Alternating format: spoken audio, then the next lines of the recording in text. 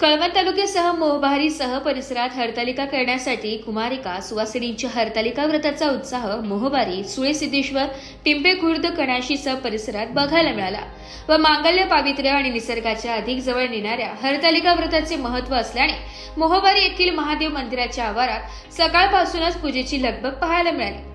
महादेवाच्या प्राप्तीसाठी पार्वतीने प्रबळ इच्छेने खडतर तपश्चर्य करून केवळ पत्री खाऊन आराधना केली। हेच व्रत म्हणून प्रसिद्ध झाले।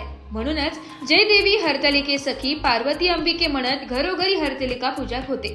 भाद्रपद शुद्ध तृतीयेला येणाऱ्या हरतालिका व्रताने कुमारिकांनाही मनासारखा पती मिळावा व अखंड सौभाग्य मिळावे अशी मान्यता आहे। या व्रताला विविध झाडे फुले फळांची आरास असते। हरतालिकेच्या प्रतिमाही होत्या।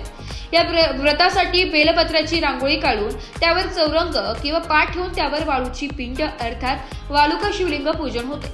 अष्टगंध अक्षता भस्म हळदी कुंकू फले पत्री दुर्वा निवडलेला बेलपत्र धूप शुद्ध तुपाचे निरंजन खडीसाखर तांब्याचा तांबा ताम्हण बदाम पळी विड्याची पाने खारीक सुपारी नाणी खण गळेसरी बांगड्या साहित्य ठेवून देखणी पूजा मांडली जाते।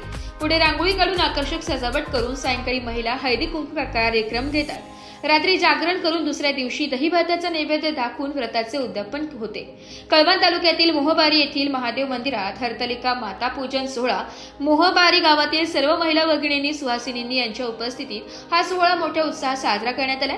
स्थानिक पौरोहित्य भिका राजगिरे यांच्या पौरोहित्याखाली विधिवत पूजाने हा सोहळा हरतालिका माता पूजन आरती गारहाणे इत्यादी धार्मिक विधींनी संपन्न झाला। यावेळी देखील सर्व महिलांच्या चेहऱ्यावर आनंदाचे हावभाव दिसून आले। नाशिक लोकशाही न्यूज साठी उपसंपादक बाजीराव नाना खेरवार सह प्रतिनिधी शाहू चव्हाण कळवण।